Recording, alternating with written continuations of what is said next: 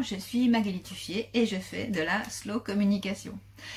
Je fais une petite série de vidéos pour vous expliquer, pour vous montrer qu'est-ce que la slow communication, quelle est ma façon de la mettre en place, quelle est ma vision par rapport à cette notion de slow communication. Donc j'ai fait une première petite vidéo où je vous expliquais c'est quoi avec ma métaphore de la rame et de la barque. Et aujourd'hui l'idée c'est de vous dire concrètement comment moi je mets la slow communication en place. Donc comment je mets la slow communication en place? J'ai créé deux offres en fait. L'offre originelle et l'offre naturelle qui montrent bien comment fonctionne la slow communication. Donc originelle, c'est l'origine du message, c'est le sens, c'est qu'est-ce que je vais dire, comment je vais le dire, à qui je vais le dire.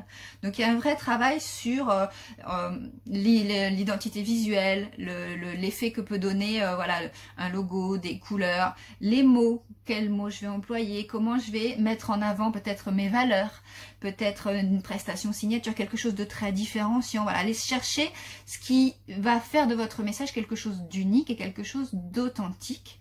Ça marche aussi avec le ton, quel ton j'emploie. Moi je fais du site internet, donc comment on navigue dans le site internet, comment on passe d'une page à l'autre, comment on met en avant des informations. Donc tout ça, ça va être le pourquoi, la petite graine de votre message, ça va être l'origine, ça va être votre maison. Donc ça c'est la notion de sens dans la slow communication. Et puis après il y a naturel, donc ça c'est une seconde offre que je vais lancer au printemps, qui sera plutôt sous forme de programme, parce que c'est au jour le jour. Voilà, j'ai mon message, c'est bon, je sais ce que j'ai à dire. Maintenant, au jour le jour, comment je fais pour diffuser ce message? Il existe des tas d'outils de communication, des tas de leviers de communication, que ce soit digitaux ou pas. Et quel est celui qui est juste pour moi? Quel est celui qui est juste pour mon public?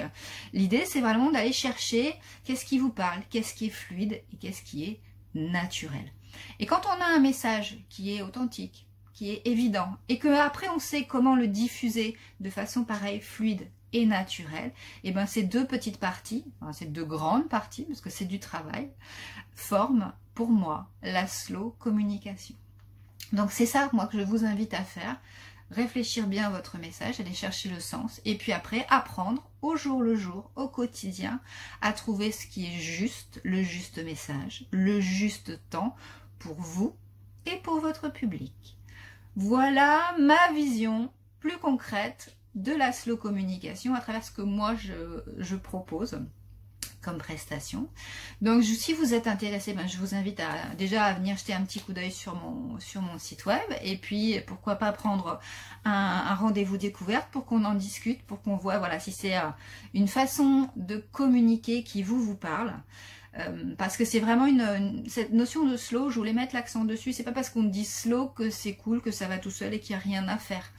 L'idée c'est vraiment d'avoir un vrai travail, mais un travail qui soit doux, un travail qui soit fluide, qui ne demande pas d'efforts surhumains. C'est d'aller trouver son juste rythme, sa juste façon de communiquer.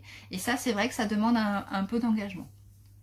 Donc je vous souhaite une excellente journée et je vous dis à très bientôt.